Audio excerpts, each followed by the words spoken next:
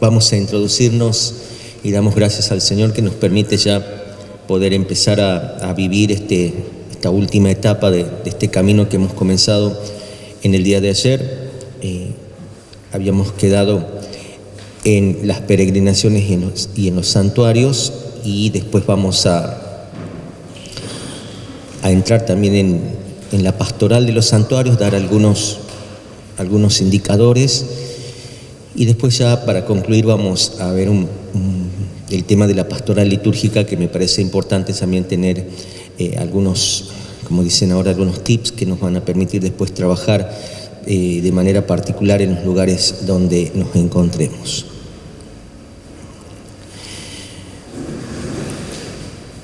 Vamos a las peregrinaciones y a los santuarios. Recordemos que posteriormente al Concilio Vaticano II, en el año 1963, los años posteriores se fueron redescubriendo poco a poco el sentido, el valor y la fuerza que tienen las peregrinaciones hacia los santuarios, que son dos fenómenos religiosos íntimamente unidos, ligados y complementarios, ¿no? La peregrinación y el santuario, y a partir de la década de los 80 y de los 90, se vienen organizando progresivamente y cuidando la pastoral de las peregrinaciones que van hacia los santuarios. Recordemos que los santuarios son expresiones de una profunda experiencia religiosa cristiana. Son expresiones de una profunda experiencia religiosa cristiana, y los santuarios por varias circunstancias se han convertido en lugares, decíamos, en donde Dios actúa, obra de una manera particular, de una manera especial. Estos motivos pueden ser un conjunto, una suma de factores históricos, de lugares que van a revelar de manera especial los distintos aspectos del misterio, del signo de Jesucristo, de Nuestra Señora y de los santos. El santuario debe ser visto como un lugar privilegiado de expresión y de evangelización de la piedad popular. Aquellos que estén responsables en la pastoral de los santuarios tienen que entender esto, que es un espacio, un lugar privilegiado de expresión y de evangelización de la piedad popular. Es decir, todo aquello que se programe en cuanto a la pastoral de los santuarios no se tiene que dar solamente o meramente en una pastoral sacramental, sino ir un poco más allá, ¿no? Cuidar este aspecto de evangelización con los elementos propios que son la alegría, la fraternidad, la acogida, la escucha, la mirada, la oración personal, comunitaria, la celebración del sacramento de la reconciliación, la celebración eucarística. Los santuarios en la pastoral deben iluminar las distintas situaciones del peregrino. No todos los peregrinos tienen la misma situación, entonces la pastoral debe ir encaminada hacia eso, iluminar las situaciones de los peregrinos. Tiene que impulsar también la pastoral vocacional, es importante esto, la acción misionera y la dimensión celebrativa, en donde el desafío va a ser amalgamar la dimensión celebrativa y las expresiones de piedad popular. Por ejemplo, las novenas, las bendiciones, las promesas, el rezo del rosario, del ángelus, el Via Crucis y las distintas expresiones que nosotros conocemos y que forman parte de la expresión de la piedad popular. Las horas santas, las letanías. Los santuarios también deberían cuidar la dimensión ecuménica, que es importante, la dimensión también sociotransformadora, que no es solamente llegar, sino que los peregrinos puedan tomar conciencia de la acción del Espíritu Santo en la vida de ellos y poder regresar tomando conciencia de esta fuerza que transforma y que nos permite seguir caminando en la historia de la vida. Por esto es necesario crear y sostener una una profunda interacción pastoral con las comunidades parroquiales. Los santuarios también tienen la misión de apoyar y promover la pastoral de las parroquias, ya que las dos son expresiones de la pastoral diocesana, no son dos universos paralelos. Las parroquias deben acompañar a la pastoral de los santuarios, y la pastoral de los santuarios también debería trabajar en conexión con la pastoral de las distintas comunidades parroquiales. Lo que se observa también es que muchas de las peregrinaciones todavía son una iniciativa individual, entonces el camino es por eso incentivar las peregrinaciones de carácter comunitario, ya sea a nivel parroquial o a nivel diocesano también. Entonces es ir haciendo ese camino desde lo individual hacia lo comunitario. Decíamos que las peregrinaciones son una expresión clara de la imagen de la iglesia peregrina, ¿no? Que el pueblo santo de Dios que camina hacia la meta definitiva, que es la Jerusalén del cielo.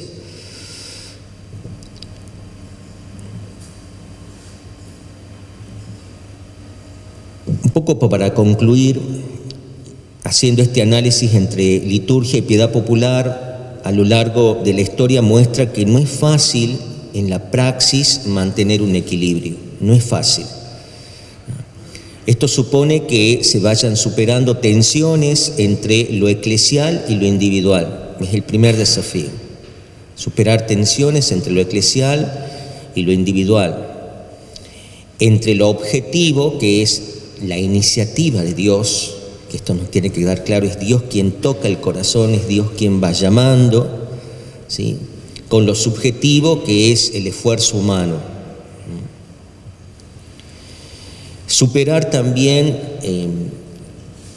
la expresión cúltica, el culto del misterio, con el genio popular.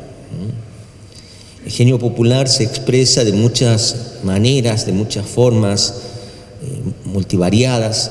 Entonces hay que superar para no crear allí choques o roces entre lo cúltico y el genio popular. Entre lo cíclico que nosotros vivimos, lo anual, lo mensual, lo semanal, lo diario, con lo dictado por imperativos que son personales, es necesario lograr una armonía sin necesidad de confrontar. No es o, ¿sí?, sino ir conviviendo de manera que poco a poco, de manera paulatina, respetuosa, podamos insertar estas expresiones de la piedad popular y llevarlos a lo cúltico. Por eso es importante aquí entender que cuanto más viva es la liturgia, más va a satisfacer las exigencias íntimas de la búsqueda de Dios. Y cuando yo tengo esta expresión más viva, no es hacer más cosas o sobre rellenar la celebración, ¿no? Una liturgia viva es una liturgia en donde nosotros dejamos que el Espíritu vaya obrando a través de los distintos actores que forman parte de la celebración. No es lo mismo, por ejemplo, que se proclame un salmo que un salmo se cante, ¿no es cierto? No es lo mismo que los distintos ministerios que se vayan ejerciendo dentro de las celebraciones litúrgicas en el santuario lo ejerzan una misma persona, ¿no es cierto? ¿No vio, por ejemplo, en nuestro santuario en algún momento, no sé, la primera lectura, el salmo lo proclamaba la persona que proclamaba la primera lectura? No es como si el salmo fuera un apéndice de la primera lectura, ¿no? El centrar ministerio, que un grupo haga todo, ¿no? Y eso es como que va empastando la celebración. La celebración litúrgica, cuando no responde a las necesidades de la asamblea que viene a celebrar, entonces acude a paralelos. y que a veces no se van a integrar. Y eso tenemos que tener claro en la pastoral de los santuarios. Y también en nuestra pastoral, en los distintos lugares donde nosotros tengamos que preparar celebraciones litúrgicas, ¿no? Cuando no se responde a las necesidades de la asamblea, se buscan paralelos que a veces no se van a integrar. A partir de la reforma del Concilio Vaticano II y los documentos posteriores al concilio, estamos podríamos decir hoy, en una situación en donde se puede superar este dualismo cultural que a veces se da entre la piedad popular y la celebración litúrgica. Por eso decimos que el camino es ir haciendo paulatinamente, cuidando la preparación de la liturgia y que se exprese en una celebración viva, participada, adaptada, centrada en el misterio que se actualiza y no en nosotros mismos. Allí está el desafío, porque aquellos que formamos parte de la pastoral litúrgica a veces podemos cruzar la fina línea de centrar la preparación en nosotros mismos, el canto que a mí me gusta, la plegaria que a mí me parece, y nos olvidamos que el sujeto de la celebración es la asamblea. Todo aquello que nosotros programemos, todo aquello que nosotros preparemos está destinado a la asamblea, y hay distintos tipos de asamblea. Lo decíamos, no es lo mismo una asamblea de niños que una asamblea de jóvenes o adolescentes, una asamblea de adultos, una asamblea en donde yo por allí como presidente de la celebración no puedo, con la intención de hacer más viva la celebración, infravalorar a la asamblea. Y a veces se da que algunos presidentes de la celebración infravaloran a la asamblea y la tratan como niños, ¿no es cierto? Porque a veces nos pasa esto a los presidentes de la celebración, vemos que la asamblea no reacciona, si queremos llamarlo así, perdón la expresión, no es muy teológica, pero si la asamblea no hay un ida y vuelta, entonces el presidente de la celebración se da cuenta, nos damos cuenta de esto. Y a veces hay algunas celebraciones que tenemos que remar, ¿no? La gente no responde, no participa, no canta, uno mismo se va dando cuenta desde este lado, ¿no es cierto? Y a veces con la intención de hacer una celebración más viva, entonces vamos sumando cosas a la celebración. Entonces voy tomando elementos que no son propios de la celebración y los voy sumando, y la celebración termina empastándose también. O, como les decía, tratar a algunas asambleas como niños, ¿no? ¿Qué dijo Jesús? ¿No? Y a veces la gente no le cae bien esto, ¿no? A veces hay asambleas en donde la gente formada tiene un camino ya de fe, un camino de estudio, y no lo podemos tratar como adolescentes. A veces a la asamblea quizás también está haciendo un camino de fe, y entonces necesito de alguna forma un lenguaje más simple, más sencillo. Entonces, por eso es importante dentro de la pastoral litúrgica siempre ponernos en el lugar de la asamblea, ¿no? Superar esto, la mirada de no tanto en nosotros mismos, sino en el misterio que se actualiza, ¿no? Al mismo tiempo, hay que hacer que los ejercicios piadosos estén inspirados, hemos dicho, importante, en la palabra de Dios, en las oraciones de la liturgia. El ejercicio del sacerdocio de Jesucristo, del cual nosotros no nos podemos independizar, ya que Él mismo nos comunica su sacerdocio. Y eso siempre tiene que quedar grabado en el corazón, en la mente de aquellos que preparamos la pastoral de las distintas celebraciones. Es Cristo quien ejerce su sacerdocio y nos comunica su ser sacerdotal para que nosotros podamos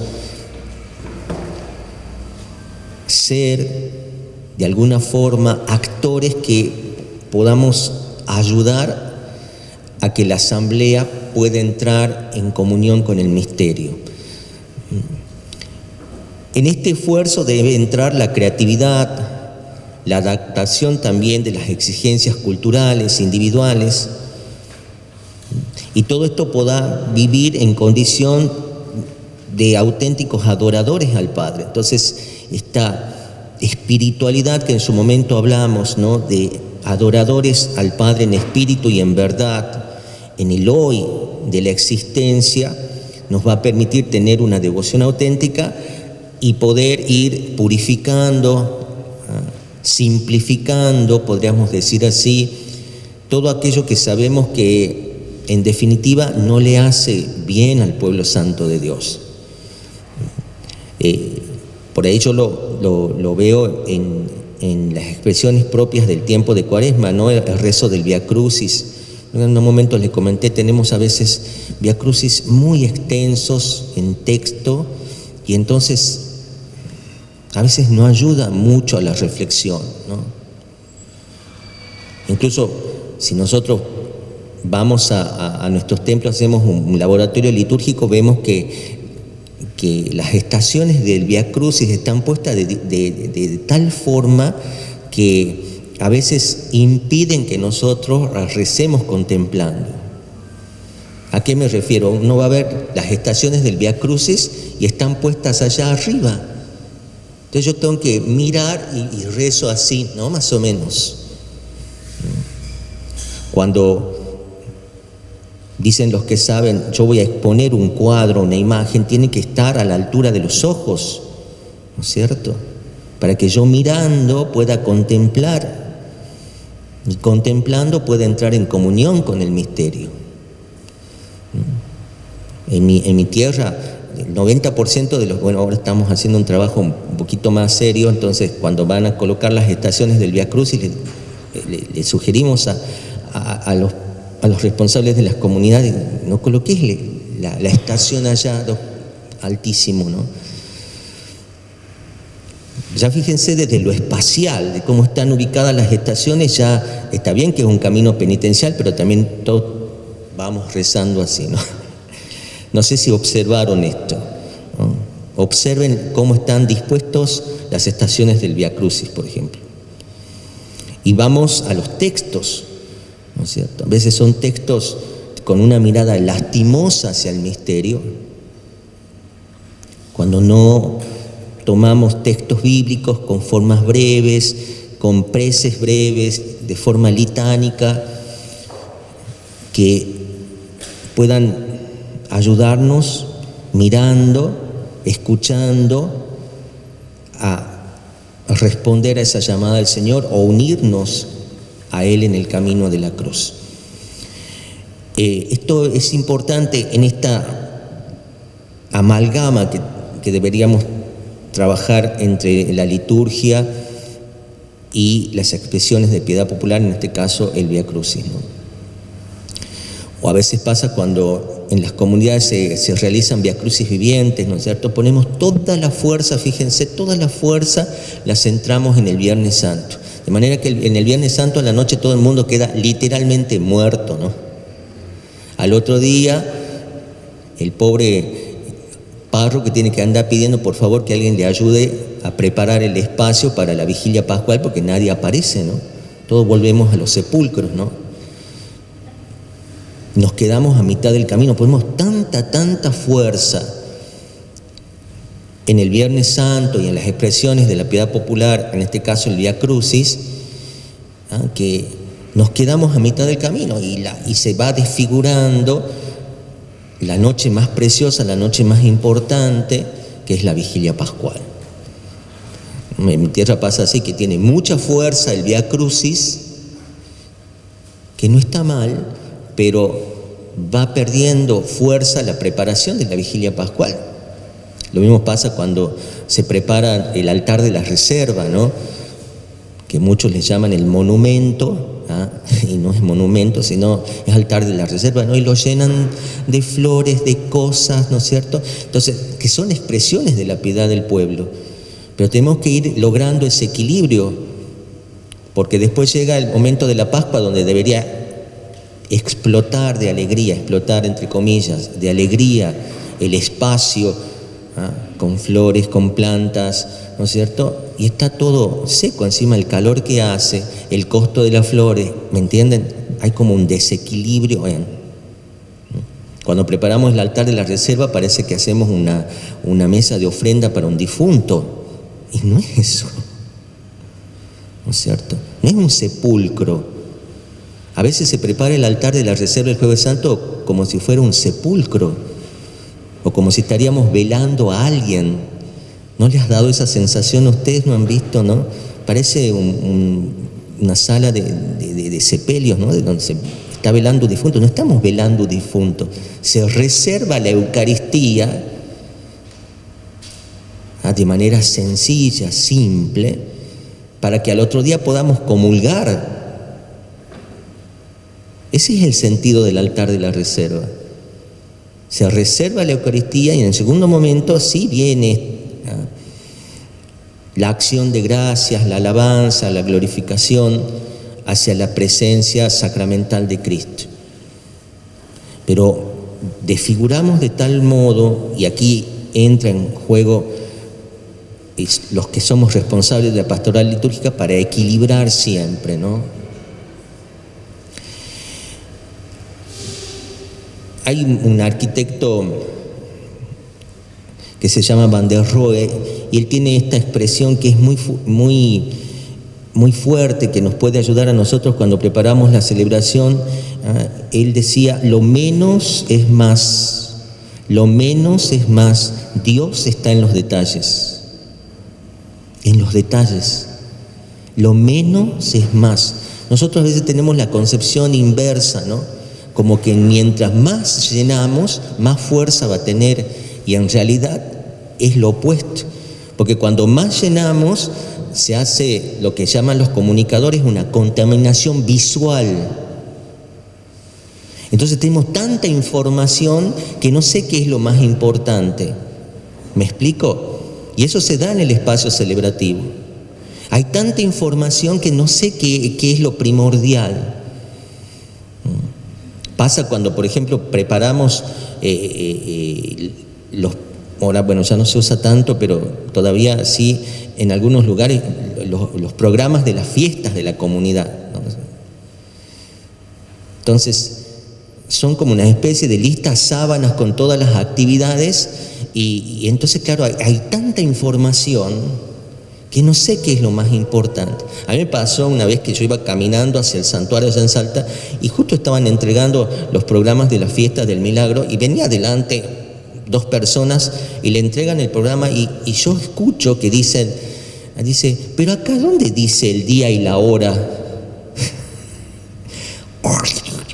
Un pollito y lo tiró. O sea, es tanta información. Y a la gente, ¿qué le importa? El día y la hora y la celebración. Nosotros le ponemos el logo, el lema, le agregamos el otro lema, el dibujo, la foto. Insisto, es lo que los comunicadores llaman contaminación visual. Entonces ya tenemos tanto que no terminamos leyendo. Lo mismo sucede cuando preparamos los espacios celebrativos. Por ahí yo les decía a mis catequistas, ¿no? A veces ustedes preparan el espacio celebrativo, que tiene que ser un espacio festivo, perfecto, pero no tiene que ser un salón de fiestas, que es la gran distinción, porque la gente cuando va a un espacio de culto, ¿qué quiere? Hacer experiencia del misterio, encontrarse con el misterio. Entonces yo le digo, si yo llego al templo y me encuentro en la entrada un gran arco de globos, ¿eso qué diferencia hay entre una fiesta de 15 años, por ejemplo? Que me encuentro un gran arco de globos. Entonces, acá el espacio que nosotros preparamos me tiene que llevar hacia lo alto, no darme cosas que la gente va a encontrar de la puerta para afuera, en otros lugares. ¿Me explico? A veces nosotros en eso, y a veces perdemos tiempo, perdemos también dinero con los que cuesta por allí reunir el dinero para algunas celebraciones, ¿no? Y gastamos el dinero en cosas que no son, digamos, esenciales. Entonces, este concepto de Van der Rohe, ¿no? Lo menos es más, Dios está en los detalles. Lo tenemos que incorporar. Y es un desafío. Sí, dar el sentido de que acá pasa algo distinto, pero esto algo distinto es alguien que me está llamando para que yo haga experiencia de Él, que tiene que ser una experiencia transformadora, fortalecedora, curativa, para después volver a donde tengo que enfrentar la vida cada día y donde tengo que ser su testigo, ¿no es cierto? Entonces, por ahí este cuidado de los detalles en la preparación nos va a permitir entonces vivir o celebrar en espíritu y en verdad, en espíritu y en vida, podríamos decir así, también cuidando bien los ministerios, ¿no? Es lo que el Sacrosanctum Concilio nos enseña, que todos hagan solo todo y aquello que le corresponde, ¿no? A veces uno va a ciertas celebraciones en ciertos lugares y con tristeza que contempla, ¿no? Que el pobre presidente de la celebración tiene que hacer todo, ¿no? Lee la primera lectura, el salmo, lo proclama la segunda lectura, o en las misas no de domingo ni de fiestas, tiene que leer la primera lectura, el salmo, cantar el aleluya. Entonces es una cuestión de ¿dónde está la ministerialidad de la comunidad, ¿no? Algo está ahí fallando. O por allí cuando nos apropiamos por ahí de ciertos ministerios. Entonces el ministro extraordinario de la comunión lee la lectura, canta, nos ponemos de pie, da las moniciones, da la comunión, corre para allá, corre para acá, viene para acá. Entonces uno va, mira así, contempla y dice, aquí algo está fallando, ¿no? Algo está pasando. Algo está pasando dentro de este lugar.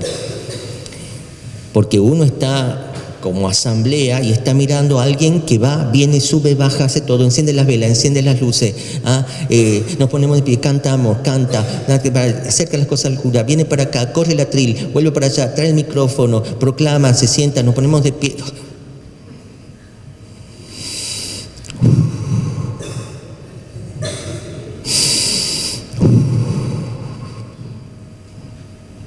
Por ahí necesitamos así una bolsita para tomar aire, porque acá hay mucho por hacer. Entonces, y a veces nosotros, los responsables de la pastoral litúrgica, lamentablemente nos apropiamos, ¿no?, de ciertos espacios de servicio, y ciertos espacios de servicio que son temporales también.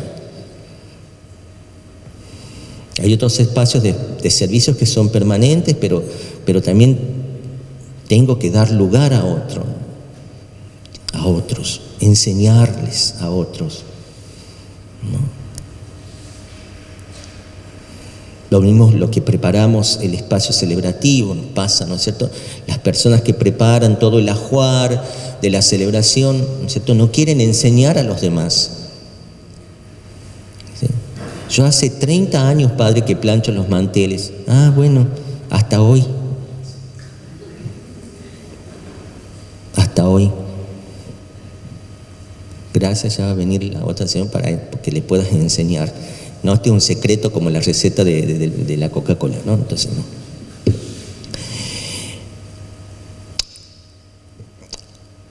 La pastoral litúrgica es tanto un aspecto como una parte de la misión de la Iglesia. Esta misión de catequizar, de evangelizar, ¿sí? Porque toda acción pastoral de evangelización, de catequesis o de transformación de las realidades temporales tiene siempre que encaminar hacia el encuentro con el misterio, en donde decimos hacemos experiencia de fuerza que transforma. Es decir, la liturgia, como dice Sacrosanctum Concilium 10, es fuente y culmen de toda la vida cristiana. Por eso también podemos entender que la pastoral litúrgica es también una parte de la misión de la Iglesia, y en ese sentido tenemos que ocuparnos de ella, ¿no? Por eso la necesidad de que la pastoral litúrgica esté íntimamente unida al ejercicio del culto, en el cual ya San Pío X, año 1903, recordó que la participación de los fieles en la liturgia es fuente del espíritu cristiano. La participación, habíamos dicho, bien entendida, no de hacer cosas, pero sí de ejercer este ministerio de preparar el espacio, el ambiente, los textos que vamos a escuchar, los cantos que van a animar la celebración. ¿Sí? La finalidad, en definitiva, de la pastoral litúrgica es la santificación de mis hermanos, de los hombres, y el culto a Dios, bendición descendente y ascendente, habíamos dicho dentro de la dinámica teológica. Y los sacramentos están ordenados a esto, pero al mismo tiempo los sacramentos son signos de fe. Y los sacramentos, la celebración de los sacramentos tienen que tener un valor pedagógico, de forma que el fruto de la celebración de los sacramentos depende también de las disposiciones con que se participa en la celebración. ¿No es cierto? Por ahí yo lo veo en los niños de la primera, que van a recibir por primera vez la Eucaristía, ¿no? Los padres le ponen a los pobres niños lo que no se han puesto ellos. Sí. Son una especie de árboles de Navidad blancos, ¿no? Especialmente las nenas, ¿no? Las nenas. Sí. Tienen el rosario, no sé para qué tienen el rosario en la mano, o sea, está bien que tenemos que hacer encaminar la piedad popular y después tienen un librito que no sé qué tiene adentro. ¿Ustedes saben? Es un misalito de qué, de oraciones. ¿De oraciones qué? De oraciones populares, o sea, ¿lo necesitan en la celebración? A eso le suma que la catequista le ha hecho la hoja de canto. O sea,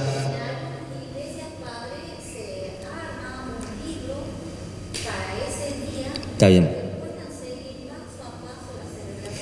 Pero eso lo tendríamos que haber hecho antes.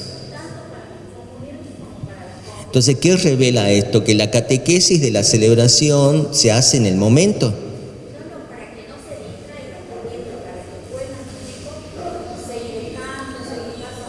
Está bien, pero lo mismo van a estar distraídos, ¿sabes por qué? Porque son niños.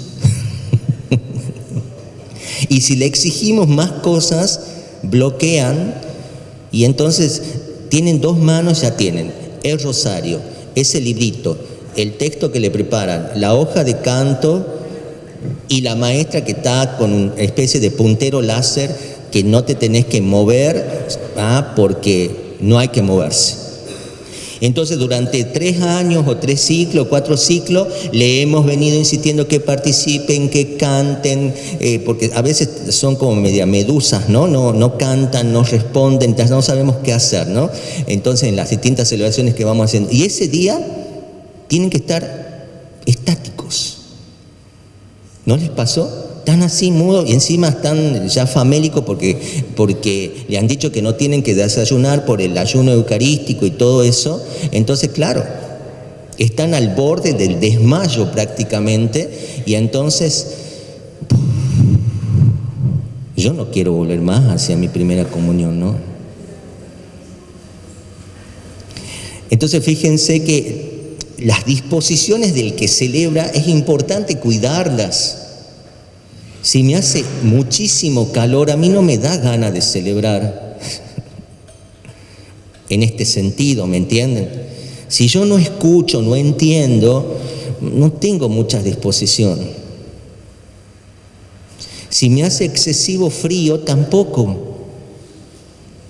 Si la hoja que me da para que yo pueda seguir los cantos, tiene una letra tan pequeñita que no la leo, la dejo ahí, o lo peor de todo es que la uso de abanico, ¿no?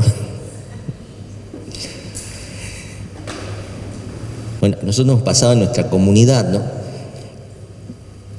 Entonces poníamos las hojas de canto y la terminaban doblando y no, el abanico. Hasta que decidimos no poner ya hojas de canto y pusimos unos abanicos. Unos abanicos así, entonces la gente va, saca el abanico, después lo deja, ¿no es cierto? Porque no cumplía la finalidad, no. Entonces es importante cuidar también, que saber que el fruto de la celebración de un sacramento depende de la disposición con que se participa en la celebración. Por eso la liturgia, en cuanto a ejercicio del sacerdocio de Cristo, es mucho más que la pastoral litúrgica y comprende una realidad más amplia, pero en cierto modo depende del momento celebrativo y de lo que se preparó, ¿me entienden? El misterio va a depender de qué forma nosotros estamos dispuestos, de qué forma se ha preparado, ¿sí? De qué forma hemos ambientado, porque la liturgia se hace acto aquí y ahora, ¿no? Aquí y ahora, de tal forma que la pastoral litúrgica, al cuidar la participación de los fieles en la celebración, se tiene que poner al servicio del misterio, no al servicio de nosotros mismos, sino al servicio del misterio, y cuidar que el misterio resplandezca a través de los signos. Ustedes, por ejemplo, si nosotros queremos participar acá, vamos a celebrar la Eucaristía, ¿no es cierto? Entonces lo primero que vamos a hacer instintivamente es correr esta mesa para acá, ¿sí? Buscar algo, y a mí van a poner la silla acá atrás o sentar. Mientras más lejos esté el presidente, mejor. Entonces, si yo rompo los esquemas que tengo, entonces, ¿qué voy a hacer? Vamos a poner la silla todos alrededor, porque somos pueblo santo de Dios que celebra, el altar en el medio, el que preside allí, de manera que todos tengamos parte y estemos cercanos, ¿no es cierto? Es lo que algunos arquitectos de la liturgia llaman a la disposición del espacio una disposición sinagogal, ¿no es cierto? El altar en el medio, el lambón acá, la sede allá y la asamblea rodeando el altar, que es el más importante, ¿no es cierto? El lugar más importante. Por eso, en esto, por ejemplo, tenemos que ponernos al servicio de... ¿Me explico? ¿Ustedes vieron algún lugar, un espacio en donde se haya preparado así de forma sinagogal? No, ¿o sí? O alrededor, la asamblea. ¿Lo vieron? No se imaginan lo que ayuda a la participación. Entonces yo ya no estoy aquí en el escenario alto, lejano. Entonces esto depende de la eclesiología. La eclesiología que nosotros tenemos que vivir es la eclesiología del Vaticano II. El presidente no está por encima de la asamblea. El presidente está al servicio de la asamblea.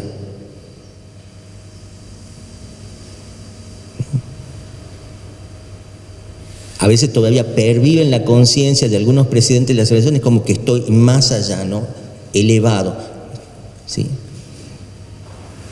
Y vamos guiando, caminando con el pueblo santo de Dios, pero no desde la altura, no desde una distancia como si fuéramos una especie de élite, ¿no es cierto? Usted va a ver, cuanto más lejos se lo pone al presidente, parece como mejor es, ¿no? La sede, que es un espacio teológico en el espacio celebrativo. Hay 3 espacios teológicos que revelan la presencia del Señor y que tienen que cuidar ustedes cuando preparen una celebración. El altar, que es el centro, que revela a Cristo sacerdote, que se ofrenda, altar y víctima, la piedra es Cristo, por eso el que preside besa el altar, ¿no? en nombre de la comunidad, la esposa que besa al esposo, la mesa de la palabra, que revela a Cristo maestro, a Cristo que enseña, con toda la teología que tiene el ambón. El ambón no es un atril, tiene toda una teología de fondo y que se tiene que revelar en la vigilia pascual, ¿no? Ustedes van a ver que en algunos lugares el ambón, junto con el cirio pascual, tiene que revelar el jardín de la resurrección.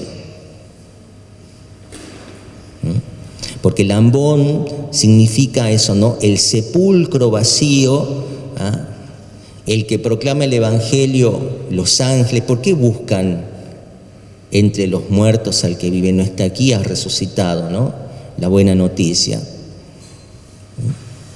Y la asamblea representa a las mujeres, ¿ah? Que iban con los aromas, ¿no? Las miráforas, y que se encuentran con el ángel que les anuncia la buena noticia y se transforman en cristóforas. Vayan y digan a mis hermanos, venían con los aromas y se llevan la buena noticia, portadoras de Cristo vivo, ¿no es cierto? La mesa de la palabra hay que cuidarla, ¿sí? Tiene que tener relación con el altar, pero no es un apéndice del altar. No sé si ustedes se han fijado cuando preparamos a veces los espacios celebratorios, se coloca el altar y el ambón es como un pupo, no está así pegado ahí, un apéndice. No, tiene su espacio propio. Vaya más para allá, y lo pegamos al altar. Y la sede que revela a Cristo, pastor, el que guía las plegarias, las oraciones, el que preside. Entonces la sede debería ser fija, única, ¿sí? No 3 sillas, no es uno el que preside, los demás celebran, ¿no es cierto? Entonces esto es importante entender, porque al mirar el espacio, al entrar en el espacio, vemos que algo acá es distinto y es algo importante, ¿no es cierto? Entonces, cuidar la preparación del espacio es importante, gente, porque a veces perdemos el tiempo inflando globos y nos olvidamos, chicos, ¿dónde está la mesa del altar? Ya al último lo van trayendo, ¿no? O no hemos preparado el libro donde se va a proclamar, ¿sí? Por eso el pueblo de Dios que viene a celebrar no es un sujeto pasivo de la acción pastoral de la iglesia, es también actor y ejecutor de la misión recibida de Cristo, porque es iglesia. La asamblea no es un sujeto pasivo, es actor también. La asamblea concelebra también. Todos celebramos, ya lo hemos afirmado. Todos de alguna forma concelebramos en este sentido amplio del término, ¿no? Por eso la pastoral litúrgica como servicio y como ministerio en el interior de la comunidad comprende a todos los miembros de la comunidad, aunque a la hora de realizar esta tarea de preparación se confía especialmente a los obispos, a los presbíteros, a los diáconos, a los laicos, a los religiosos comprometidos a trabajar religiosos y religiosas comprometidos a trabajar en este campo, ¿no? Por eso nosotros tenemos que decir que la pastoral litúrgica es una acción pastoral eclesial que tiene por objeto la participación activa, consciente y fructuosa de los fieles en la celebración. Esa es la misión de la pastoral litúrgica. Que los fieles puedan participar no como sujetos pasivos, sino una participación activa, consciente y fructuosa. Y esto exige un previo de preparación. Es lo que aquí nos decía nuestra hermana, ¿no es cierto? Cuando comentaba esto que preparamos, está bien que preparen un librito de la celebración porque nos vamos guiando, ¿no es cierto?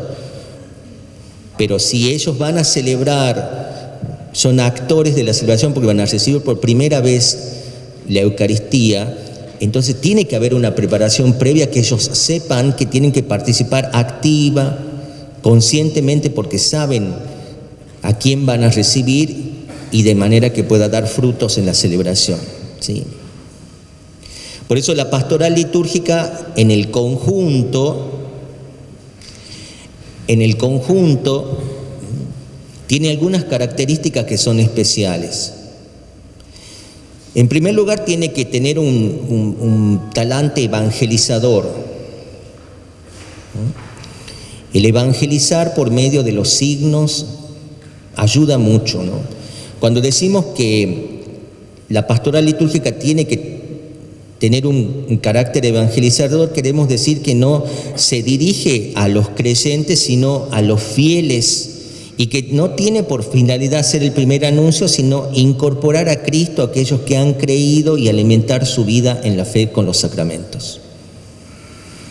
O sea, el primer anuncio se da a aquellos que no conocen a Jesucristo, pero en la pastoral litúrgica aquellos que han hecho experiencia de Jesucristo tienen que crecer en este camino de seguimiento del Maestro y alimentar su vida. Por eso hay unas expresiones que por allí se dice, uno lo escucha en algunas moniciones de guiones, dice: nos hemos reunido para celebrar la fe. No nos reunimos para celebrar la fe. Nos reunimos para celebrar la Pascua de Jesús. La fe ya ha sido dada como don. En todo caso, nos reunimos para alimentar la fe en la escucha de la palabra, en la plegaria en común, en la participación de la comunión. Ahí la fe se alimenta, se fortalece y nos encierra ahí. Después volvemos, nos reunimos, creemos en Jesucristo como el Hijo del Dios vivo, que su Pascua es el centro y el fundamento de nuestra fe, y nos reunimos porque Él nos ha prometido y nos ha pedido que nos reunamos. Hagan esto en memoria mía hasta que yo vuelva. Tomamos fuerza del misterio, este signo que se hace palabra, que se hace plegaria, que se hace canto, que se hace comida, que se hace bebida, que se hace palabra que se reflexiona, y volvemos a la vida. Entonces, esta es la finalidad de la pastoral litúrgica, y cuando decimos que no es directamente misionera, pero sí tiene un talante evangelizador, vamos aprendiendo y vamos creciendo en la vida de la fe. Porque la liturgia, en definitiva, busca la transformación interior del hombre y de la mujer. Y en este sentido sí tiene este matiz evangelizador.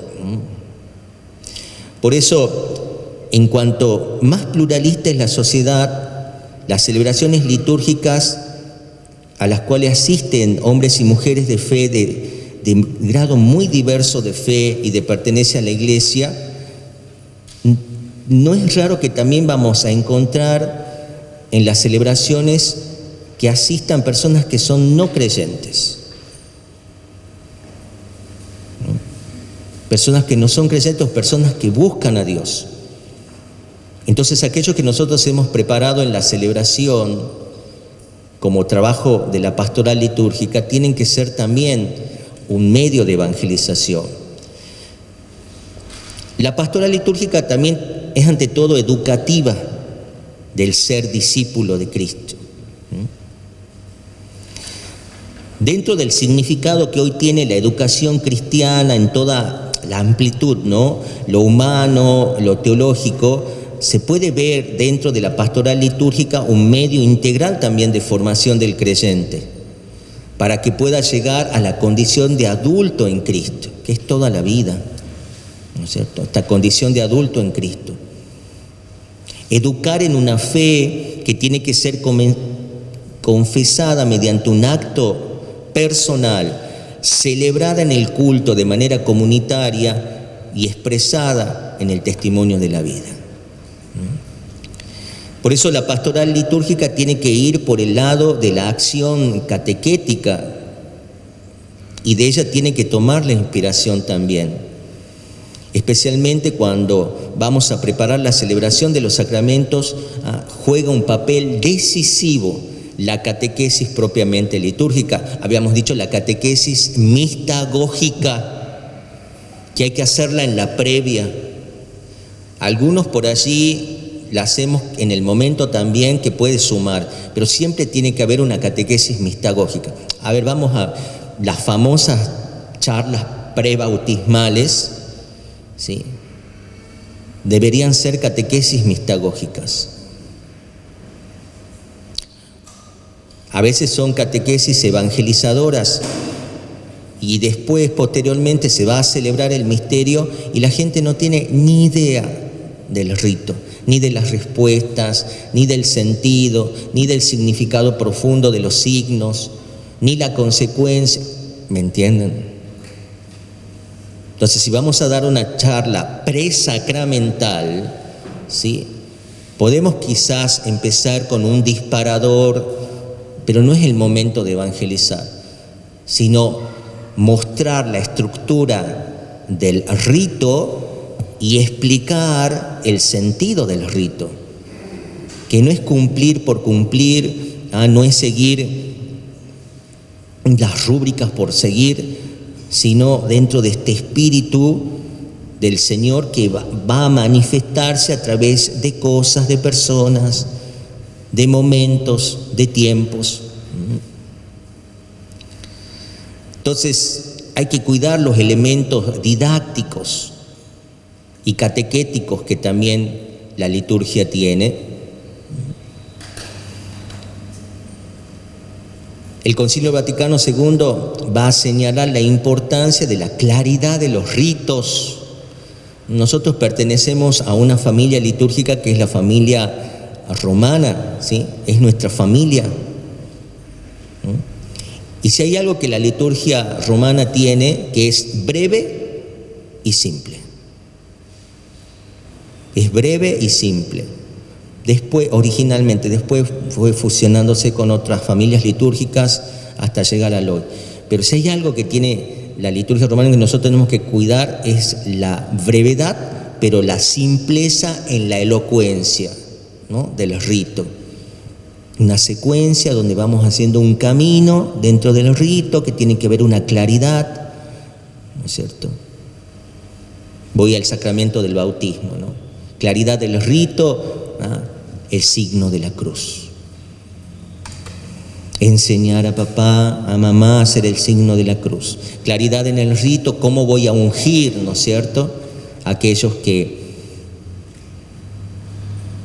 presidimos la celebración. El ungir es esto, es ungir, ¿no? Porque a veces los presidentes de la celebración a todos le hacemos cruz con el aceite. No. El único signo de la cruz con el aceite es en el sacramento de la confirmación. El único. Recibe por esta señal,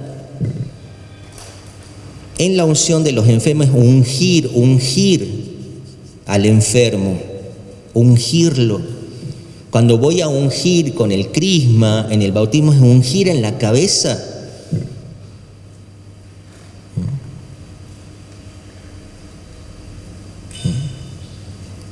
Es saber que soy ungido a modo de el ungido y el ungido me unge a mí. Soy parte de él. Es como dirían los mexicanos, soy su carnal. Escucharon la expresión de los mexicanos, ¿no? Bueno, hoy todos los argentinos hablamos con mexicanos, los mexicanos hablan como argentinos.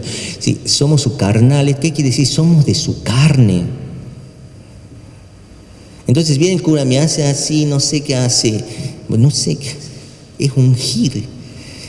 Si me va a ungir con el aceite de los catecúmenos, es ungir en el pecho, ungir con el significado que tiene la unción del aceite de los catecúmenos. Fortaleza para luchar contra todo aquello que no viene de Dios. Fortaleza, ¿no es cierto? El agua, cuando vamos a bautizar, ¿no? Prácticamente te traen así una jarrita mini, ¿no? Para bautizar. O un goterito. No, la elocuencia del signo del agua en el bautismo tiene que ser fuerte, ¿no? A veces hemos dejado de usar las fuentes bautismales, ¿no? Y hemos pasado a la ensaladera bautismal, digo yo, ¿no? Una ensaladerita, entonces con una jarrita, ¿sí? que sea signo elocuente, ¿no? Yo te bautizo en el nombre del Padre y del Hijo. No le va a pasar nada al bebé, no se preocupen. La claridad de los ritos, la lectura de la palabra de Dios. En muchas celebraciones sacramentales, no en todas, pero en algunas se omite la lectura de la palabra. No se va a hacer larga la celebración. ¿Quién no quiere? Sí. La claridad en la homilía. La homilía debería ser mistagógica también. Las moniciones, la claridad en las moniciones también. Las moniciones tienen que ser indicadores nada más, momentos indicadores. No tienen que ser mini homilías o mini catequesis. Por eso la celebración, cuando se realiza con esmero, tiene orden y está bien participada, es muchas veces la mejor catequesis, ¿no? Por eso la celebración litúrgica tiene que contribuir a la formación litúrgica. La celebración litúrgica tiene que contribuir a la formación litúrgica, de manera que la pastoral litúrgica tiene que procurar educar, conducir progresivamente a los fieles hacia esa participación activa, consciente y fructuosa a la que tienen derecho. Nuestra asamblea tiene derecho a que les celebremos como corresponde.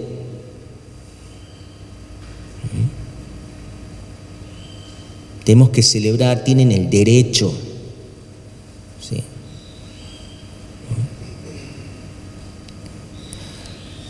¿Cuáles son las dificultades de la pastoral litúrgica?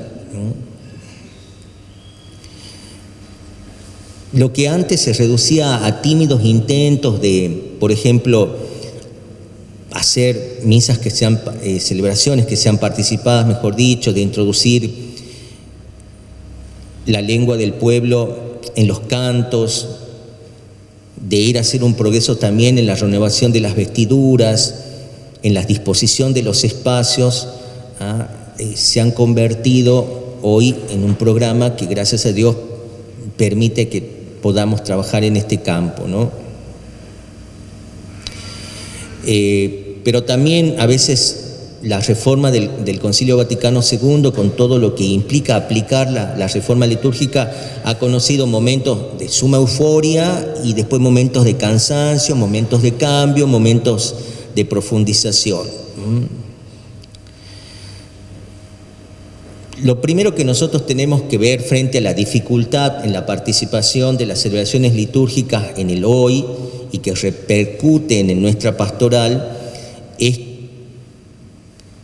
que provienen de la situación actual del hombre, ¿no? Especialmente, fíjense, en las grandes ciudades, en los grandes conglomerados habitacionales, el hombre y la mujer pasa a ser anónimo, cosificado, aplastado por la publicidad, las redes sociales, el ritmo de vida, la dispersión familiar. Hay muchas situaciones que juegan en contra. Por eso la pastoral litúrgica es muy distinta en la ciudad que en las zonas rurales, muy distinta en las zonas de turismo que en una parroquia o en una comunidad de un barrio, ¿sí? La pastoral litúrgica es distinta en la comunidad educativa que en un grupo espontáneo, pero siempre tenemos que tener esa mirada de la situación del hombre, ¿sí? A veces nosotros por allí no miramos la situación. Las personas trabajan todo el día, bien llegan a casa, lo único que quieren es estar un poco con su familia, descansar un poco, y a veces nosotros sumamos cosas, extendemos momentos celebrativos y eso atenta contra la participación.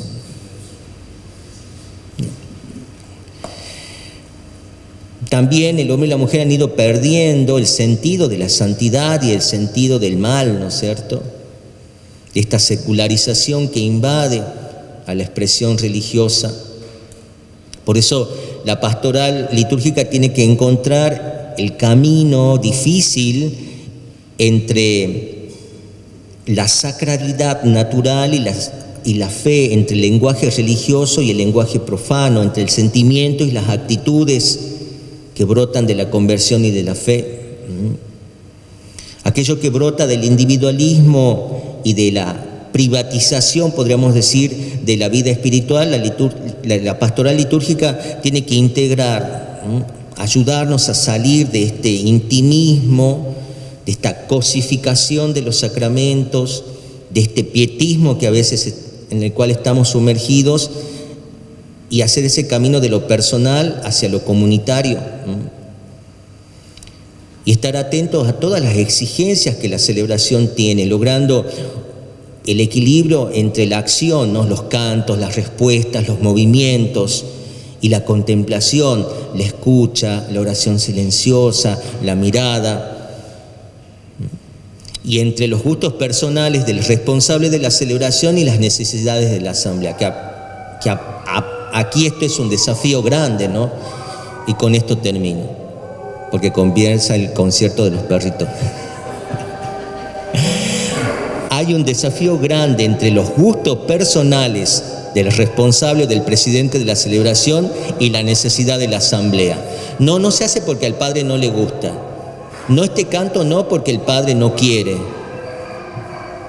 Y la asamblea, ¿no es cierto? Y la asamblea, ya hay un clericalismo muchas veces en la celebración que no ha reconocido en la práctica la necesidad de distribuir los distintos ministerios en la asamblea litúrgica. Y esto nosotros los presbíteros tenemos que hacer un camino de conversión pastoral en este sentido. La pastoral litúrgica tiene que procurar que todos los fieles puedan ejercer los ministerios a los cuales tienen derecho de hacerlo de acuerdo con la naturaleza del acto litúrgico y si hay una preparación. Y no como una concesión, un favor, una concesión benévola por parte del que preside. Bueno, lee, ¿no? Te lo hago de favor, ¿no es cierto? O como una moda más, ¿no es cierto? Sino como expresión del cuerpo de la iglesia. Tenemos que superar también en la pastoral litúrgica la mentalidad rubricista que a veces hay, ¿no? Preocupada únicamente por asegurar la validez de las acciones rituales, ¿no? La pastoral litúrgica tiene que ocuparse no solo, está bien, de las condiciones mínimas para la válida y lícita celebración, pero también de que los fieles participen de manera fructuosa en lo que celebran.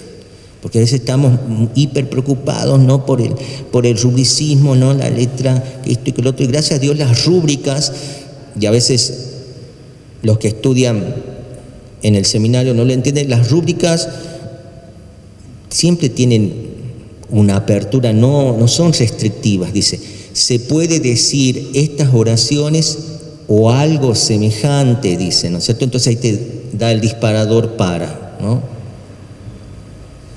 Entonces, en la pastoral hay que evitar, ¿no? Esto, se puede, no se puede, se sí, que no, que 3, que 4, que 5, que 10, ¿no? A veces también esta visión rubricista está originada en una visión angelical de la liturgia, ¿no? Equivocada, errónea, o por ahí una visión sociopolítica y de compromiso que tampoco lo tiene la liturgia, ¿no? La pastoral litúrgica tiene que unir la verticalidad y la horizontalidad en la celebración, de manera que el creyente se una y entra en comunión con el Dios vivo, el misterio que se celebra, Cristo muerto, resucitado, pero también que se sienta urgido a la acción testimonial y apostólica. Tenemos que pasar a veces del lenguaje en las celebraciones litúrgicas prescientífico y portador a veces de una teología de otro tiempo o aparentemente evasivo de la realidad a una pastoral litúrgica que requiera un esfuerzo de adaptación, de catequesis, de creatividad y de cercanía. ¿Qué dijo el padre en la homilía? No sé, hablaba algo de la suma teológica, no le entendí mucho. ¿Vos? Bueno, se va a sumar otras, por ejemplo, cuando nos encontramos como una comunidad cristiana en la que muchas personas tienen una fe muy débil, o un pueblo o un barrio que masivamente se piden los sacramentos que se llaman los sacramentos sociológicos. ¿Cuáles son los sacramentos sociológicos?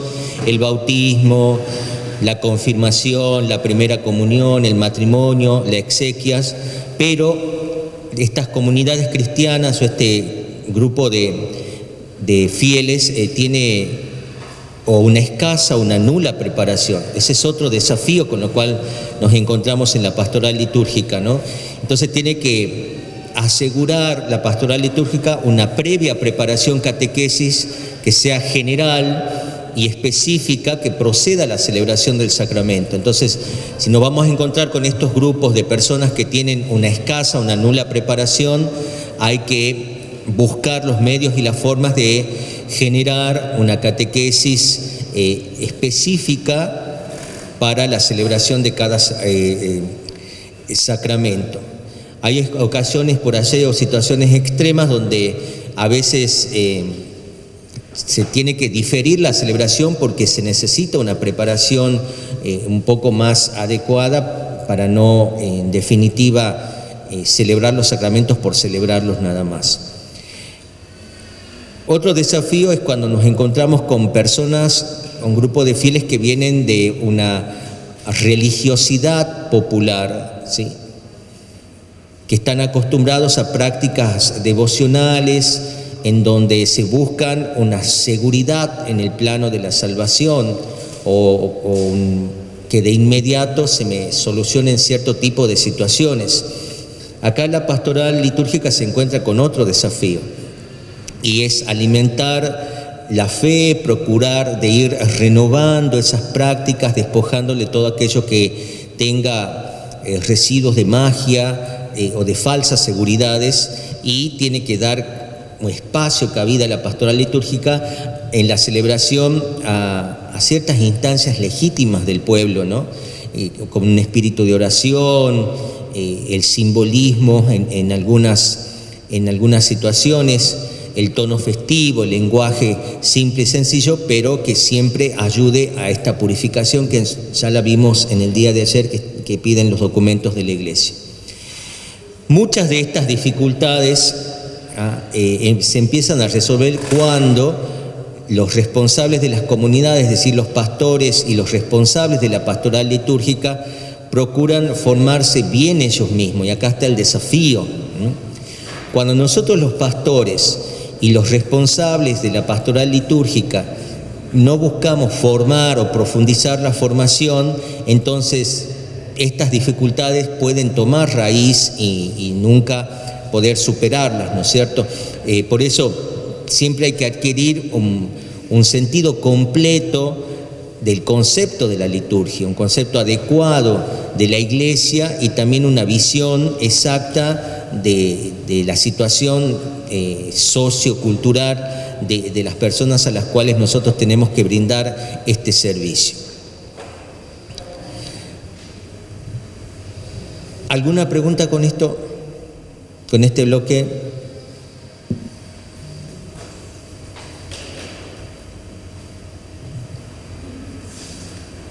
Hola. ¿Viven? Vamos a ir entonces concluyendo con algunos aportes específicos. El primer aporte es la pastoral de la iniciación a la vida en Cristo, la iniciación cristiana, que es el camino que algunas diócesis están intentando empezar a recorrer, ¿no? En primer lugar, es volver al orden primigenio de la celebración de los sacramentos, que es el bautismo, la confirmación y la primera Eucaristía. En muchas diócesis ya se está haciendo este caminar, y es un desafío complejo porque tenemos muy incorporado que el orden de los sacramentos es el bautismo, la comunión y al último la celebración de la confirmación. Hoy es volver, insisto, al orden original, al orden primigenio de los sacramentos y se llama sacramentos de la iniciación a la vida en Cristo, porque inician a una vida en Cristo, inician a este seguimiento de Cristo, ¿no? El bautismo, la confirmación, que ese es el sacramento que vuelve a confirmar esa fe que hemos recibido de manera incipiente en el bautismo, y la primera Eucaristía, que es el alimento del peregrino, el alimento del caminante para poder llegar al final de la senda, ¿no? Acá es un campo en donde el cual tienen que trabajar conjuntamente la pastoral de la catequesis y la pastoral litúrgica. Si no hay un trabajo en conjunto, esto no va a cuajar, y entonces va a suceder lo que muchas veces experimentamos, es que los niños, los jóvenes, incluso los adultos llegan a la celebración sin tener conciencia de lo que están celebrando, ¿no es cierto? La pastoral de los sacramentos de la iniciación a la vida cristiana o la iniciación a la vida en Cristo no se reduce solamente a la preparación doctrinal de los mismos, sino que también comprende una celebración que sea digna y fructuosa, ¿no? Tanto para aquellos que van a celebrar los sacramentos como al resto de la comunidad cristiana, la cual al celebrarlos actualiza la gracia de estos sacramentos en los miembros en que participa en la liturgia. A veces un gran error hay cuando se piensa que la catequesis genera la comunidad.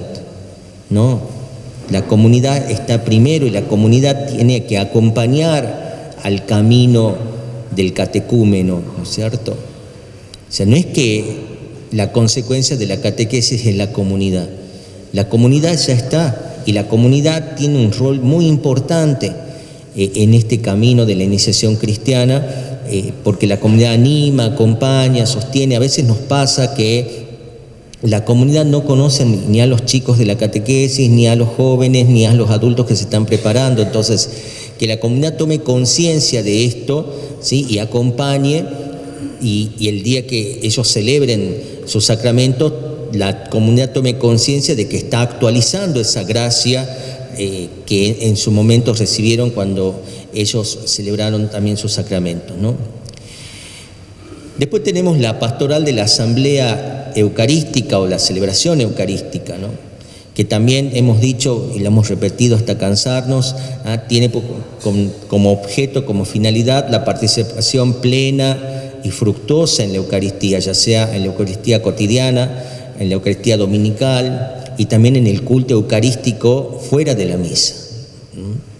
Entonces debe trabajar la pastoral eucarística también las celebraciones de grupos que son especiales, ¿no? A veces de misas en donde la participación es mayoritaria de niños y de jóvenes.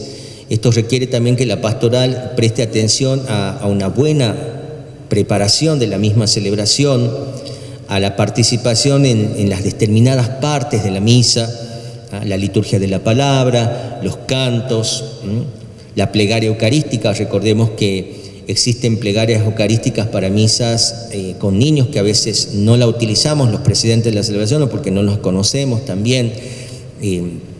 Existe un directorio para misa con niños que no sé si se ha leído, se ha estudiado y se ha profundizado con todo el abanico de posibilidades pastorales que da para la celebración de las misas con niños, ¿no? Ya tenemos en el misal 3 plegarias para las misas con niños. Eso también sería importante trabajarlo en la pastoral del colegio, ¿sí? En los centros educativos donde ustedes prestan su servicio, ¿no? En la comunión sacramental. Después tenemos la pastoral del sacramento del matrimonio, la celebración del sacramento del matrimonio cristiano, los aniversarios de matrimonios y también la liturgia familiar. Se debe trabajar en la preparación del matrimonio también con una adecuada catequesis litúrgica del sacramento. Muchas veces, o la mayoría de las veces, la celebración se ha quedado en un acto social inevitable ante las características de la asamblea. Las asambleas más difíciles para poder prestar un servicio pastoral es la asamblea de la celebración de los matrimonios y a veces de la celebración de las misas, de las exequias de difuntos, ¿no? Porque son asambleas que no suelen participar de manera ordinaria, entonces hay que ir remando allí con las respuestas, con los cantos, con las plegarias, y a veces por allí tenemos que remar medio en dulce de leche pastelero porque es medio complicado, ¿no es cierto? Aquí requiere que la pastoral litúrgica vaya animando el monitor con las respuestas, cosas que para nosotros son obvias, pero para la asamblea no, porque no es son asambleas que están acostumbradas a participar de la Eucaristía todos los domingos, ¿no? Entonces está compuesta esta asamblea por invitados que no siempre son asidos a frecuentar la iglesia e incluso frecuentan o forman parte de la asamblea hombres y mujeres que no profesan la misma fe o que no son creyentes o dicen no son católicos. Entonces hay que tener cuidado acá también en la preparación de esto y sobre todo en la homilía, ¿no es cierto? Los momentos familiares de oración también, la liturgia doméstica es un campo grande para trabajar en la pastoral litúrgica. Capaz que ustedes lo pueden ir trabajando con la familia de los chicos, de los adolescentes y de los jóvenes, ¿no? Tener pequeñas celebraciones familiares en pequeños grupos capaz va ayudando también en este desafío grande que ustedes tienen. Después está la pastoral del sacramento de la reconciliación o de la penitencia o de la confesión, como popularmente conocemos, que comprende los distintos disparadores que la pastoral litúrgica tiene para preparar la celebración del sacramento, ¿no? Los exámenes de conciencias adecuados, los momentos de oración, la escucha de la palabra que nos llama permanentemente a la conversión, ¿sí? Entonces son momentos que debe trabajar la pastoral litúrgica para prepararnos a la celebración del sacramento. En tiempos penitenciales, en tiempos de Cuaresma, por ejemplo, que estamos viviendo ahora, ¿sí? Y es uno de los sectores que más afectado está por una crisis muy profunda, porque se ha perdido conciencia de la celebración del sacramento de la reconciliación, o lo peor de todo, que a veces hay una confesión pietista, ¿no? Se confiesan para comulgar, ¿no? Se confiesan por costumbre, ¿no? ¿Hace cuánto que te has confesado? Hace una semana. ¿Y qué pasó? ¿Qué pasó aquí?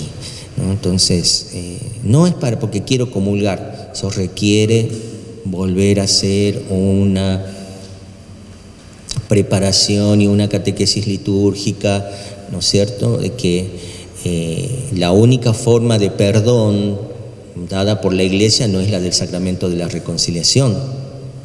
Hay otras vías de perdón también que a veces muchos hombres y mujeres de fe no conocen, ¿no es cierto? Entonces, indicarles las otras vías para que puedan celebrarlas y vivirlas y eviten que no tengan acceso a la comunión sacramental con el cuerpo y la sangre eucarísticos, ¿no es cierto? Es una tarea necesaria la recuperación de la reconciliación individual, integrada, pero dentro del marco de una visión, una mirada comunitaria de la Iglesia, ¿sí? Es un desafío grande también. Es también preciso buscar, generar la celebración de la reconciliación de un solo penitente. Las celebraciones penitenciales también pueden ser un medio interesante, un instrumento eficaz en la pastoral en orden a la celebración de los sacramentos.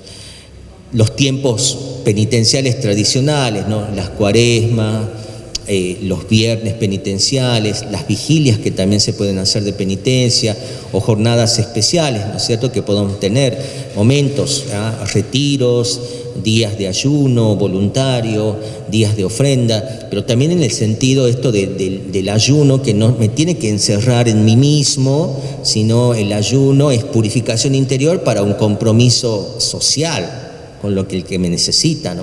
porque a veces ahí se entiende mal el sentido del ayuno, ¿no? Del ayuno, y entonces es ayunar por ayunar, o sea, no como carne por no comer, no, a ver, es ayunar para purificar el cuerpo, purificar el espíritu, ¿no es cierto? Es como lo que hoy muchos conocen, ¿no?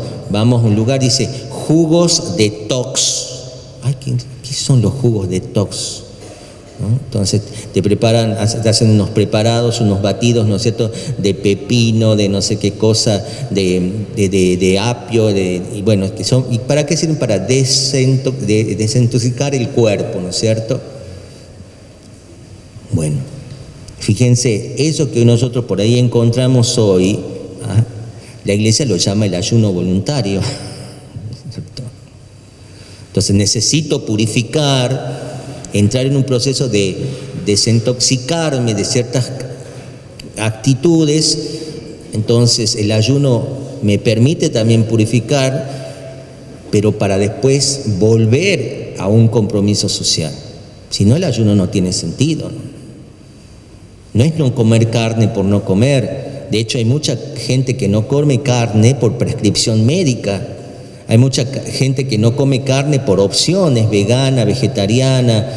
Hay mucha gente que no come carne porque no le alcanza para pagar los 4.000 pesos que sale el lomo. O sea, entonces tenemos que buscar otros medios de purificación y otros medios de penitencia. ¿Me entienden? O sea, hay que adaptarnos a la situación. Hay gente que, insisto, porque nosotros a veces en el mensaje, insisto, recordemos que es viernes penitencial y de abstinencia de carne, decimos, ¿no? Y a veces lo carnal, mucha gente ve lo carnal como lo relaciona con lo genital, ¿no? Entonces se hace todo un clérigo ahí, ¿no? O sea, y no catequizamos, ¿no? Entonces, si para mí no es... Hay personas que sí es una penitencia no comer carne, pero hay personas que no es penitencia no comer carne, entonces tengo que buscar otro medio. Pero insisto, siempre tiene que tener un fin social. El hermano, el más vulnerable, el más necesitado, ¿no es cierto? Volver a encontrarme con aquel que me espera, con aquel que me necesita, aquel que me está buscando tanto tiempo, yo he estado encerrado en mí mismo. Entonces, esto, trabajarlo también en la pastoral litúrgica y trabajarlo con los niños y los jóvenes es muy interesante, fíjense, porque a mí me quedó rondando mucho lo que ayer comentaban ustedes, pero los niños, los jóvenes y los adolescentes sobre todo son muy sensibles a ciertas realidades y necesidades de los otros. Uno prepara una jornada, vamos a ir a visitar a los abuelitos que están allá. Ellos son súper sensibles a eso. Y lo activan, y ahí está Dios, y ahí está una obra de misericordia sin que la digamos. Pero si venimos de chicos, recuerden que tienen que practicar las obras de misericordia pedidas por la Iglesia, porque tienen capacidad para hacernos cara, ¿no? Los chicos. Pero si nosotros transmutamos el mensaje sin perder lo esencial, se pueden hacer muchas cosas, ¿no? La pastoral del sacramento de los enfermos, ¿no?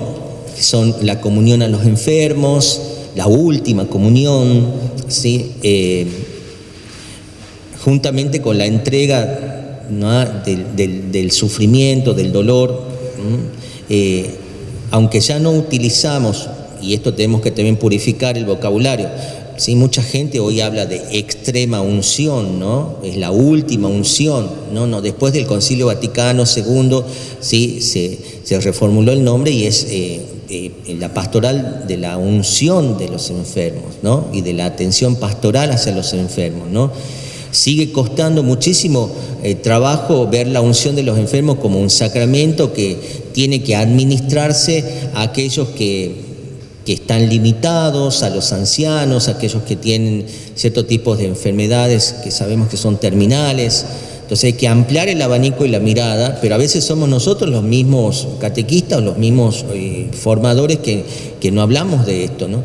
Entonces creemos por allí o suponemos que la gente entiende esto, y hay mucha gente que ve el sacramento de la unción de los enfermos que viene a ungir al enfermo, a darle la comunión al enfermo, y detrás viene la empresa funeraria con el féretro, ¿no?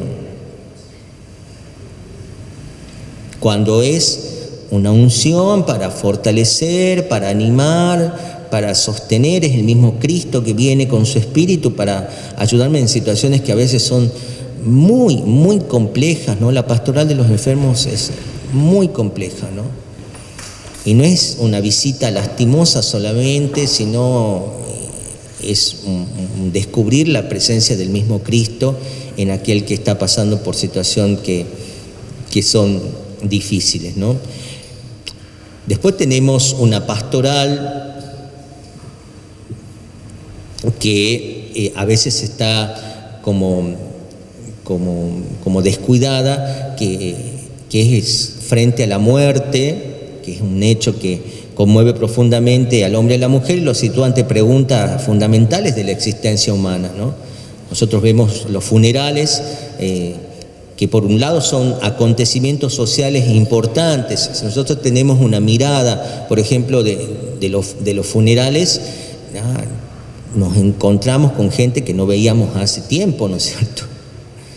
Entonces, la pastoral encuentra aquí una gran oportunidad para anunciar, mediante una celebración digna y cuidada de las exequias, los motivos centrales de la fe cristiana y de la esperanza hacia la cual nosotros vamos caminando, ¿no? Y en este sentido, por ejemplo, el ritual de las exequias, el ritual de la exequia nuestro, ¿no? El de Argentina, brinda numerosas estructuras de celebración que permiten que se puedan realizar las exequias e incluso estar animadas por laicos, que a veces eso no lo enseñamos nosotros o no lo decimos, ¿no? Los pastores. Y pueden ser una gran ayuda porque generalmente buscan al padre para que vaya a ser un responso, y el nombre es una exequia, ¿no es cierto? Popularmente es el responso. Entonces a veces no puedo ir por determinadas circunstancias, pero puedo yo sentarme con un equipo de gente, preparar, enseñarles, ver la estructura de la celebración, y ellos mismos lo pueden hacer, animar, ¿no es cierto? Y después invitar a que puedan participar de la Eucaristía. Entonces esta pastoral, en cuanto a la pastoral de las exequias, es muy importante, ¿no? Es un diamante en bruto que todavía no se ha pulido. Después tenemos la pastoral del año litúrgico, no, si no es solamente un aspecto más de la pastoral litúrgica, que debe presentarse en la preparación y en la celebración de los sacramentos, especialmente en la Eucaristía, ¿sí? No todo el año es carnaval, gente, ¿no? ¿A qué me refiero? Hay tiempos que son fuertes y tiempos en donde nosotros tenemos que, en el espacio celebrativo, darme cuenta que aquí algo está pasando, ¿no? Por ejemplo, el tiempo de Cuaresma, ¿no? El tiempo de Cuaresma, en el despojo que tiene que haber, ¿no es cierto?, de flores, en el despojo también, en el silencio. El tiempo, no es lo mismo el tiempo del Adviento también, el tiempo de la Navidad. A veces nosotros mezclamos mucho y hay una cosa simbiótica y no se distingue bien los distintos tiempos: la Cuaresma, la Pascua, el Adviento, la Navidad, el tiempo durante el año. Entonces también en lo espacial hay que cuidar esto, en los cantos, en las plegarias, en el silencio. Pasa generalmente, bueno, ahora en el tiempo de Cuaresma tenemos ese horror al silencio. Pasa en mi comunidad, ¿no? Por ejemplo, los días de feria, los días de semana, nosotros tenemos la costumbre de no cantar el aleluya, porque lo manda así evidentemente el tiempo, pero no cantar otro canto. Entonces a los que animan el canto les cuesta horrores esto. Y si no vamos a cantar nada, no, le digo yo, vamos a ayunar del canto antes de la proclamación del Evangelio, porque estamos haciendo ese ayuno también.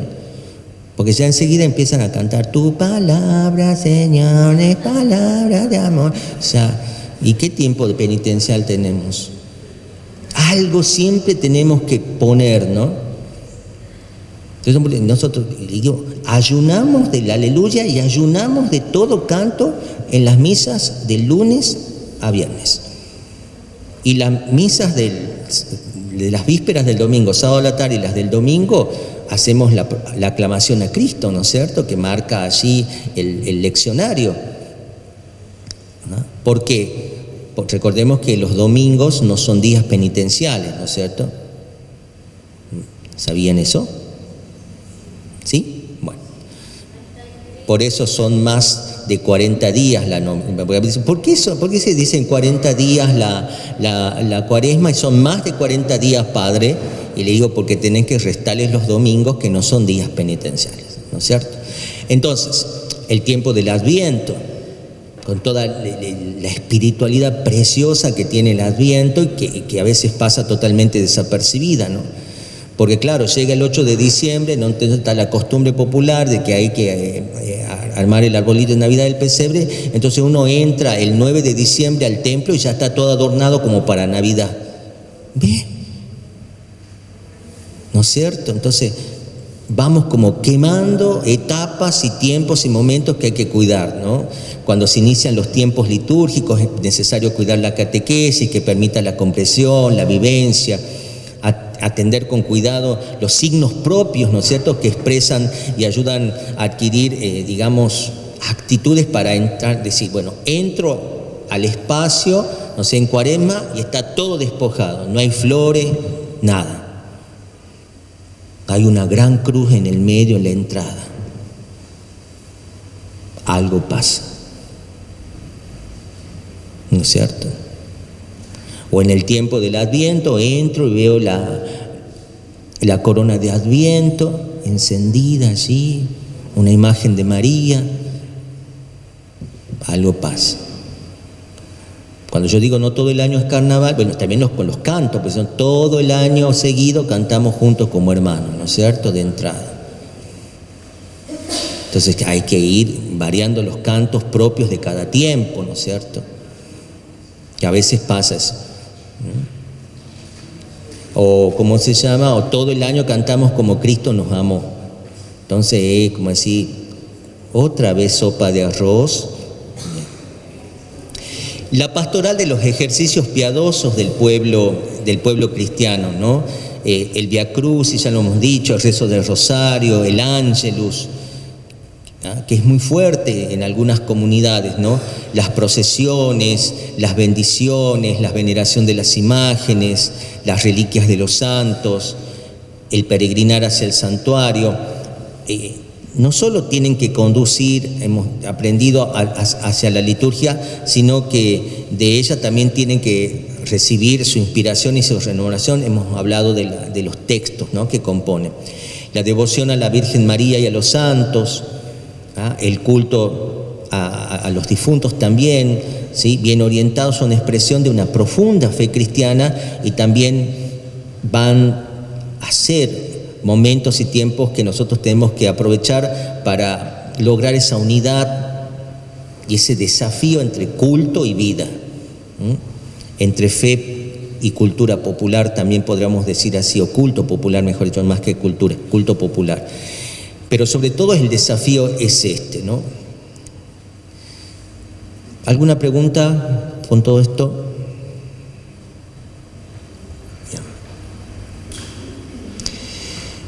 Vamos a concluir entonces ahora volviendo a los santuarios.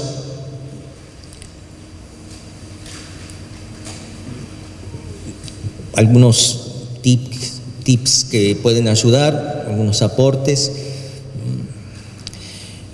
Volviendo al espacio de los santuarios, primero, los santuarios son sitios privilegiados para la evangelización, esos nos tienen que quedar bien claro.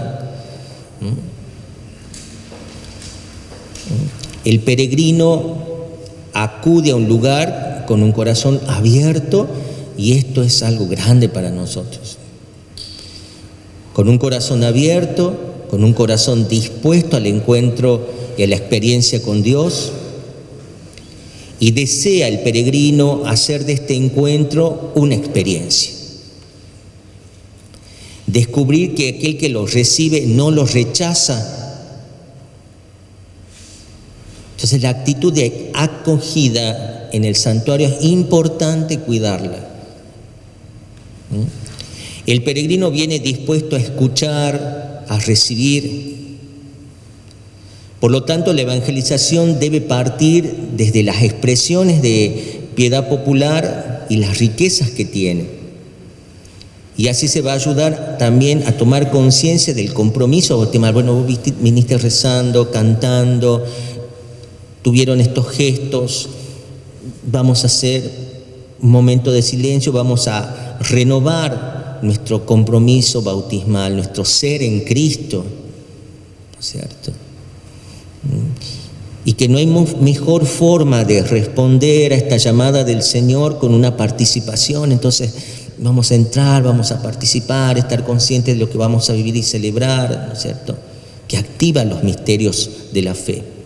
Por eso lo primordial para los responsables de los santuarios será conducir, llevar al pueblo fiel al encuentro en profundidad con el misterio de Cristo, cuando ingrese en el santuario. Por eso la acogida es muy importante. La acogida hace el nexo entre el peregrinar, cómo me reciben y a dónde voy a ingresar.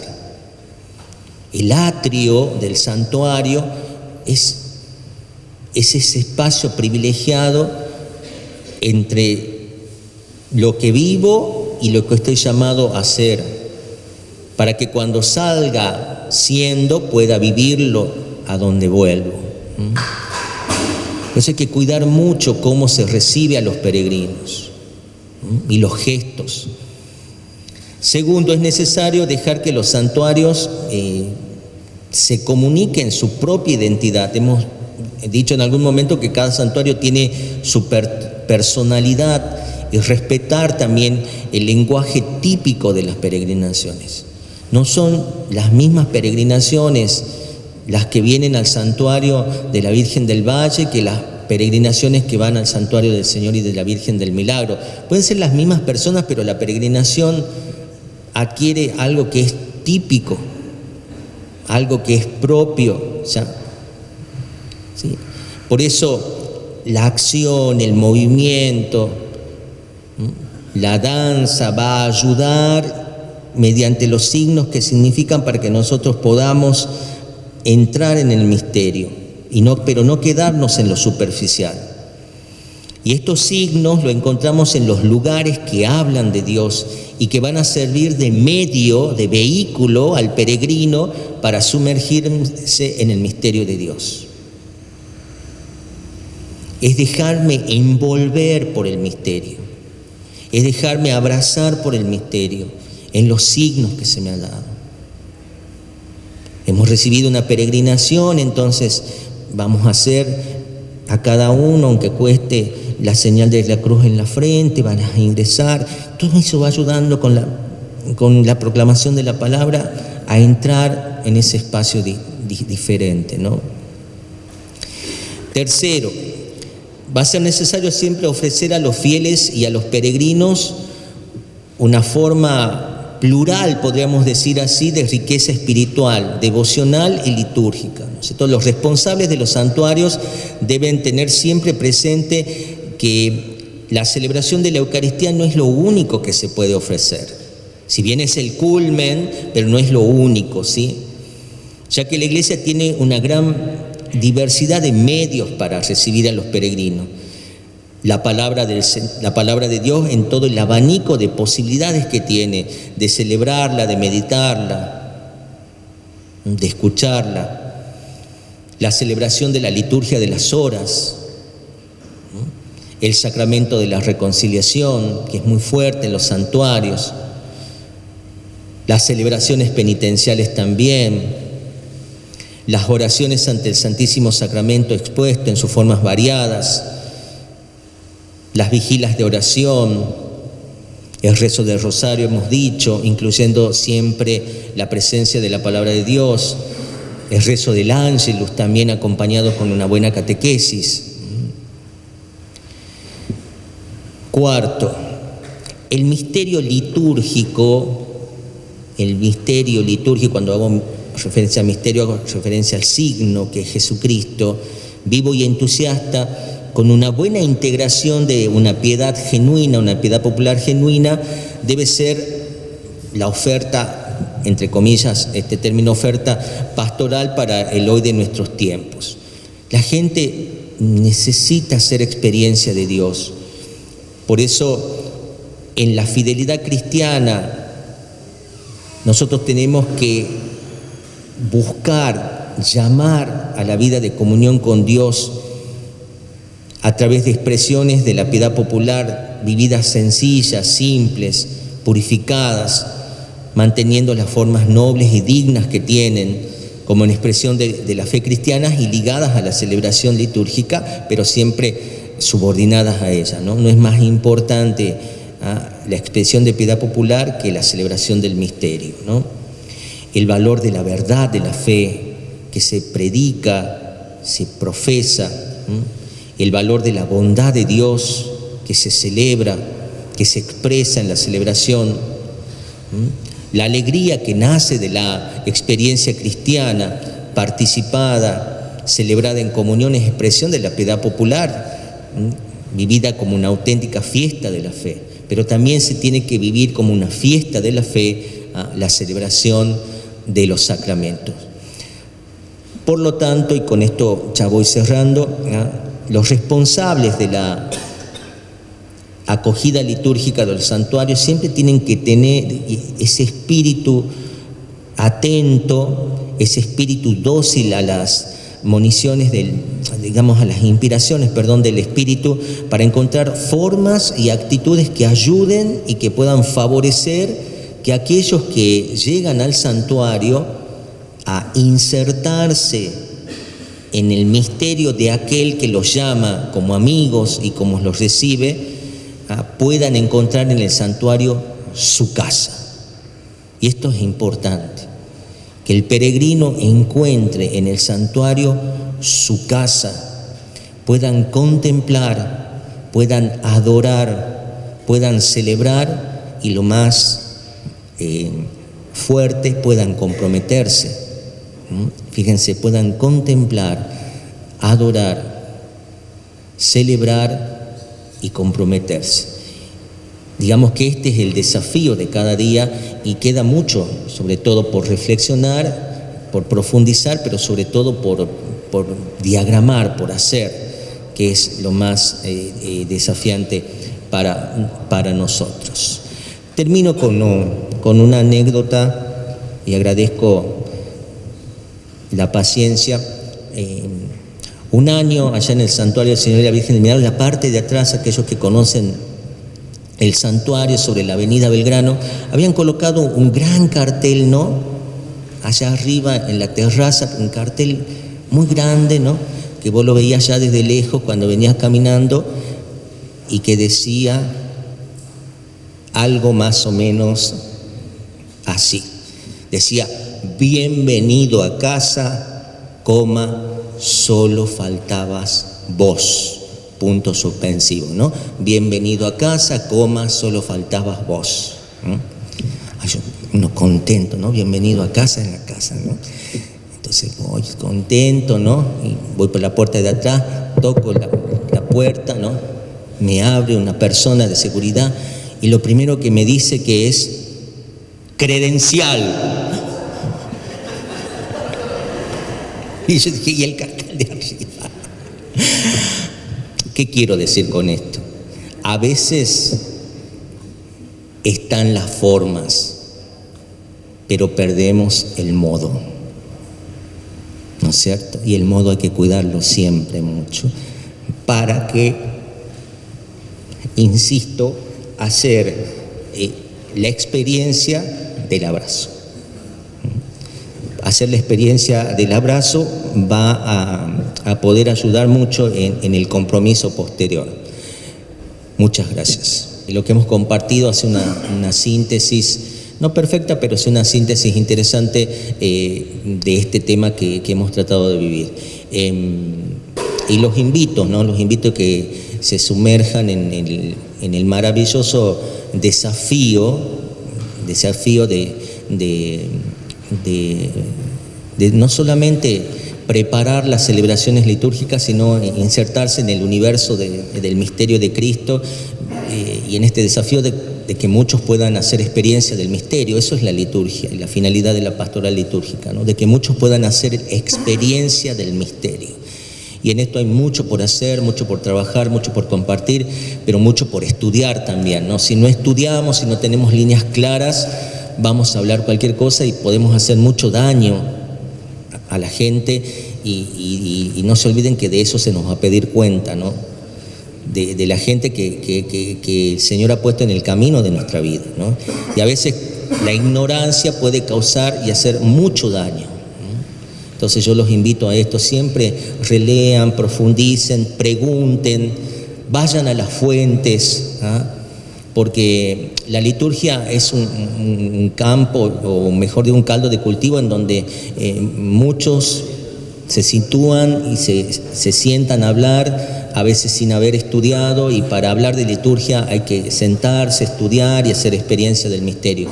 Y eso es lo que por allí cuesta, ¿no? Entonces, no consuman, y eso les pido a autores que no tengan fundamentos eclesiológicos, fundamentos bíblicos, fundamentos del magisterio. No consuman cualquier autor de turno, ¿no? O video de turno. Siempre vayan a la fuente, o escuchen, vuelvan a las fuentes, relean, saquen sus propias conclusiones, ¿no? Así que bueno, gracias.